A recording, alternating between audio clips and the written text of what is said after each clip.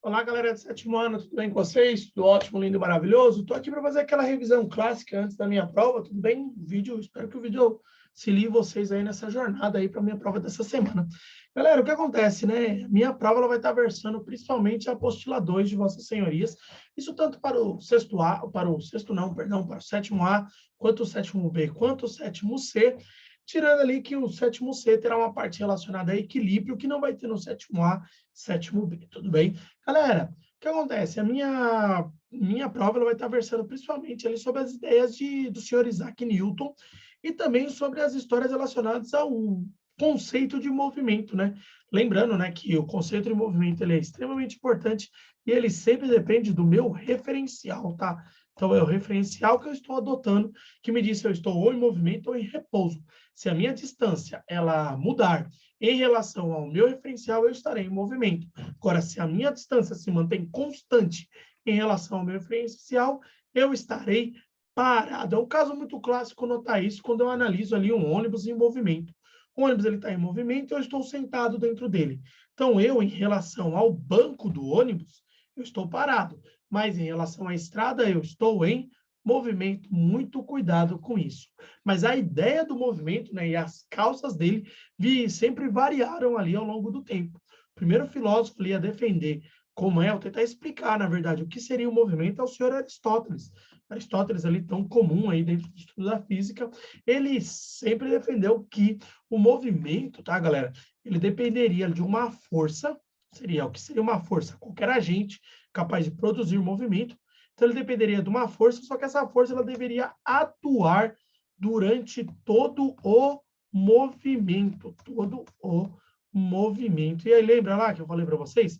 Caso a gente pegasse, segundo Aristóteles, tentasse jogar uma pedra, né, de um local para outro, se a gente lançasse essa pedra, teria que ter uma força atuando durante todo o movimento da pedra. Para poder explicar a existência dessa força, o senhor Aristóteles ele criou ali o conceito de alma, que era algo que seria capaz de sair do nosso corpo, levar o objeto até o destino final dele, imprimindo uma força. Essa alma ela sugeria principalmente em movimentos que o Aristóteles chamava de movimentos violentos. O que seria um movimento violento, né, galera? Era todo movimento que, para a sua existência, era necessário o uso de uma força. Então, o uso de força fazia com que o movimento se tornasse violento. É claro que também para Aristóteles existiam também os movimentos que ele chamava de movimentos não violentos. Esses movimentos não violentos, aí, segundo Aristóteles, eram movimentos que eram movimentos naturais, ou seja, ocorriam seguindo as leis da natureza. Isso que aí, você tem que lembrar que para Aristóteles, né, a ideia de natureza dele estava ligada aos 4 elementos. Então, eu tinha terra, fogo, água e ar como os elementos que ele chamava de elementos terrenos. E teria um elemento, né, que seria um elemento divino. Para Aristóteles, né, a queda de um objeto seria ali seria um movimento natural, segundo Aristóteles. Ele só era possível porque o elemento, o objeto, seria feito de terra. Porque o elemento, sendo de terra, ele buscaria o seu semelhante.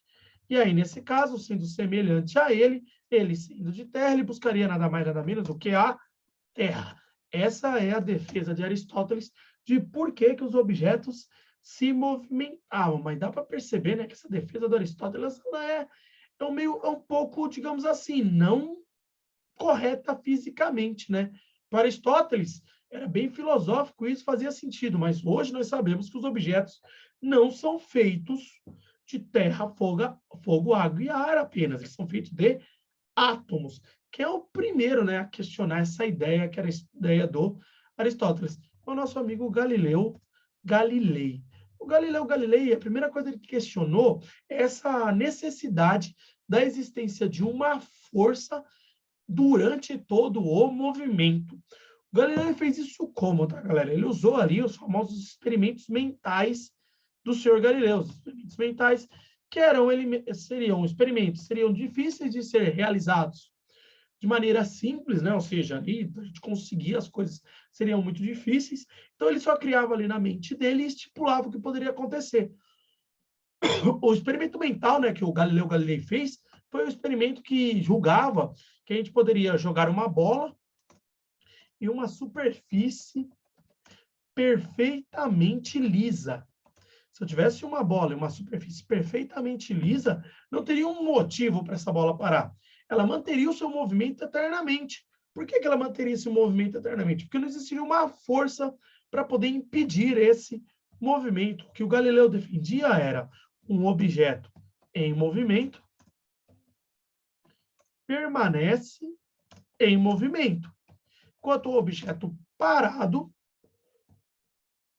o objeto parado permanece, galera, parado. O objeto permanece em movimento, o objeto parado permanece parado. A ideia que o nosso amigo Galileu está tendo ali é um dos primeiros, né, uma das primeiras aí tentativas de trazer para a gente um conceito que vai se tornar extremamente importante no futuro. Conceito que o senhor Galileu está ali instituindo logo de cara, trazendo para nós é o conceito chamado de inércia, né, galera? O que vai ser a inércia, né? A inércia é nada mais, nada menos do que a tendência de um objeto permanecer em movimento, estando ele em movimento, ou parado, estando ele parado. Aí que chama um questionamento, né? Por que que, já que é o Galileu que institui o princípio de inércia, por que a gente não chama de princípio de inércia de Galileu e sim princípio de inércia de Newton? A ideia principal consiste no fato que, devido às influências italianas, seriam influências estéticas ali, buscando a perfeição na época de Galileu, Galileu ele julgou que o movimento que seria o movimento perfeito seria um movimento circular. Ele defendia que essa bola ela finalizaria um círculo. E aí vocês conseguem notar, já que essa defesa de um círculo não é uma defesa correta, né?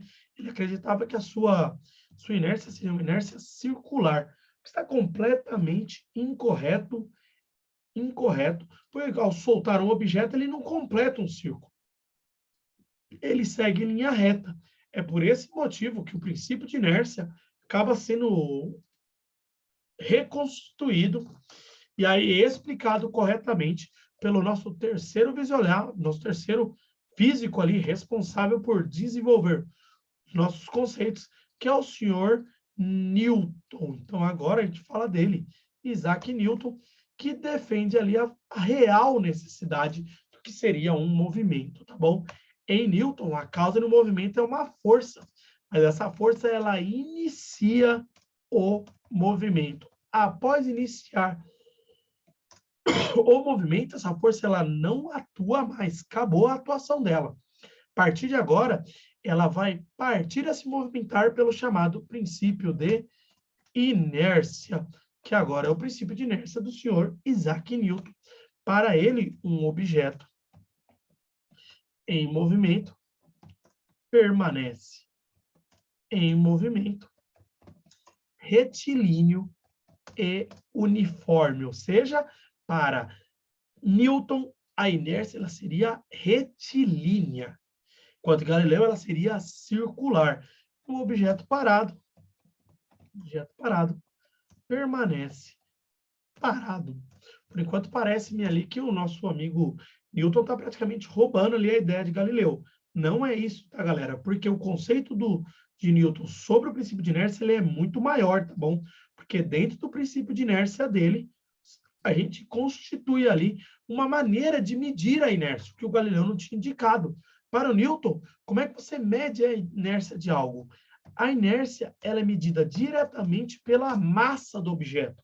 Quanto maior é a massa de um objeto, maior é a tendência dele a manter o seu estado de movimento, ou seja, fazer com que ele troque de estado, ou seja, comece a andar, ou ele fique parado, é mais difícil. A inércia ela pode ser medida diretamente pela massa. Esse conjunto de ideias do Newton é chamada hoje comumente como a primeira lei de Newton.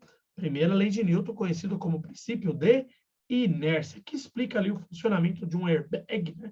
O airbag ele tem uma função, né? Quando você bate ali o carro, a tendência é que o objeto permaneça em movimento.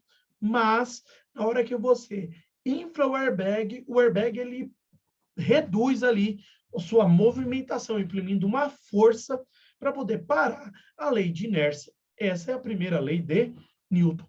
Newton não ficou famoso apenas pela sua primeira lei, né? Ele trouxe ali mais duas leis. Uma delas sendo a segunda lei de Newton, que nós hoje chamamos ela muito mais comumente como o princípio fundamental da dinâmica. Galera, o princípio fundamental da dinâmica é aquela que vai trazer para a gente aqui a única equação que a gente vai trabalhar hoje, está trabalhando na nossa prova, tá bom? Qual é a ideia do nosso princípio fundamental da dinâmica? Ele diz para você que toda a força resultante sobre um objeto será igual a massa vezes a aceleração desse objeto. Lembrando, né, galera? Qual é a ideia da força resultante, tá? Ela é a soma de todas as forças que agem no objeto e em determinada direção, tá?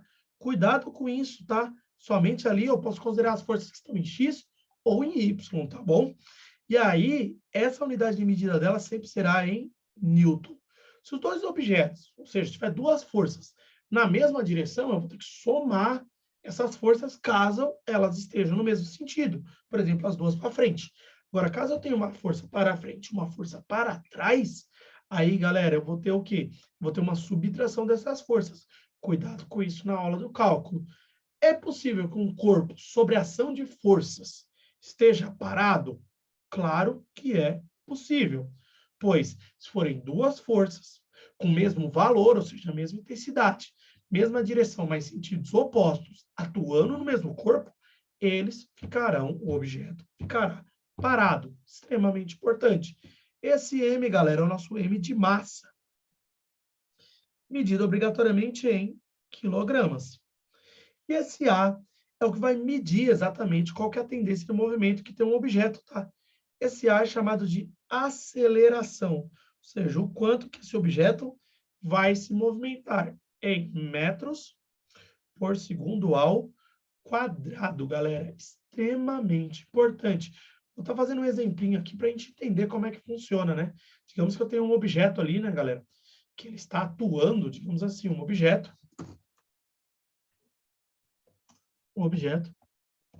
sofre uma força, ou colocar massa nele, um objeto de massa, 50 quilos, sofre uma força de 100 newtons, uma força resultante nesse caso, né? Uma força só, né? Uma força de 100 newtons durante 100 newtons. Primeira pergunta que eu faço para vocês, tá bom, galera? Qual a aceleração desse corpo? Desse objeto. Segunda pergunta importante ali seria: qual a velocidade desse objeto após 6 segundos? Duas perguntas de grande relevância, tá, galera? A primeira delas, tá? Primeira pergunta que eu tenho que fazer a vocês, eu preciso responder a aceleração. Vamos usar a nossa equação, né? Força é igual a massa vezes aceleração. Ou como aqueles estudantes, não tão estudantes de física, tentam falar, né? Física me assusta. Assusta não, é só você estudar, galera, é só estudar. Então, força igual a massa vezes aceleração. Nesse caso, a minha força é de 100 newtons. Enquanto eu tenho uma massa de 50 quilos vezes a aceleração. Como esse 50, galera, vocês percebem aqui, ele está multiplicando, ele tem que passar para o outro lado dividindo. Então, a aceleração é igual a 100 dividido por 50, ou seja, 2 metros por segundo ao quadrado. Legal, já fizemos a aceleração. Essa já é a primeira parte do nosso exercício. A segunda parte é saber a velocidade. Para saber a velocidade, a gente precisa lembrar, né, qual que é o conceito de aceleração. Aceleração é a variação da velocidade em determinado tempo. Então, A é igual a variação de velocidade sobre a variação de tempo. Como a gente está determinando ali, né, a aceleração a gente acabou de achar, então ela vale 2. Enquanto a variação de velocidade, vamos determinar que ele partiu do repouso, e aí é o meu interesse, né? Saber a velocidade final. Enquanto a variação de tempo, a gente vê ali os 6 segundos. Lembrando que o tempo sempre é dado em segundos. Resultado final, VF é igual. Galera, se 6 está dividindo, passa para o outro lado multiplicando. Então, eu tenho 2 vezes 6, que é 12 metros por segundo. Lembre-se, na prova eu preciso de cálculos, na prova eu preciso de unidade de medida. Sem unidade de medida, sem cálculo, simplesmente não dá para validar a questão. Isso aqui é um exemplo clássico da nossa segunda lei de Newton. Vou trazer agora para vocês a terceira e última lei de Newton, conhecida como ação e reação. Galera, a lei de ação e reação é extremamente importante. Ela traz para vocês que toda ação tem uma reação de igual valor, igual direção e sentidos opostos. Extremamente importante entender, tá bom? Galera, ação e reação, lembrem-se, são forças. São forças. Então, primeiro, são forças, atuam em pares e em corpos diferentes. Ação e reação não atuam no mesmo corpo. Isso é extremamente importante. Sempre explico para vocês ação e reação quando eu falo do andar de uma pessoa. Quando uma pessoa anda, que ela quer andar para frente, ela precisa empurrar o chão para trás. Então, ela empurra o chão para trás, porque a força de ação atua no chão, empurrando o chão para trás. A reação atua em você e empurra você para frente. Então, estão vendo ali os sentidos diferentes? Além dessa questão dos sentidos diferentes, lembre-se, são pares, então tem uma força no chão, tem uma força em você, e em corpos diferentes. Atua uma no chão e uma em você. E sempre com o mesmo valor. Se eu empurro o chão para trás com 50 newtons, o chão me empurra para frente também com 50 newtons. Essa é ação e reação. Quando eu tenho um barco ali, um barco também pode ser explicado o seu movimento por ação e reação. Quando eu tenho um barco, eu pego e empurro ali o barco. A água, na verdade, né, para trás. Enquanto eu empurro a água para trás, a água empurra o remo, eu dentro do barco também, para frente. Essa é a nossa ideia de ação e reação. Pode explicar uma série de situações no dia a dia. Então, fique ligeiro ali na ação e reação. E fechando a nossa última ideia, é a ideia do equilíbrio. Galera, o que seria um corpo que ele está em equilíbrio? Para que um corpo esteja em equilíbrio, a soma de todas as forças sobre ele obrigatoriamente deve ser zero. Então, não deve ter força resultante. Existem dois tipos de equilíbrio. Um equilíbrio é o chamado de equilíbrio estático, que nesse caso podemos chamar de repouso. E temos o equilíbrio, que é o equilíbrio chamado de equilíbrio dinâmico. Nesse caso, o equilíbrio dinâmico ele vai ocorrer quando eu tenho um movimento que ele é retilíneo, movimento retilíneo e uniforme. Qualquer objeto que está em repouso deve ter a soma de suas forças igual a zero. Se eu tenho um pequeno corpo, que eu estou empurrando ele para esse lado aqui, nesse caso, estou colocando aqui para frente, com uma força de 100 newtons, se eu quero deixar esse corpo em equilíbrio, é necessária a realização de uma força contrária, ou seja, para trás, com também 100 newtons. Pois, nesse caso, a força resultante vai ser força resultante é igual a massa vezes a aceleração, mas como a força é 100 e aqui eu tenho menos 100, isso será igual a massa vezes a aceleração. E, galera, 100 menos 100 é zero. Nesse caso, implica força resultante igual a zero e aceleração também igual a zero, que indica que o meu corpo está parado. Esse aqui é o conceito extremamente importante do equilíbrio em física. Galera, um objeto, um prédio, ele deve estar obrigatoriamente em equilíbrio. Se existe uma força atuando dele, que tire ele do equilíbrio, ele cai.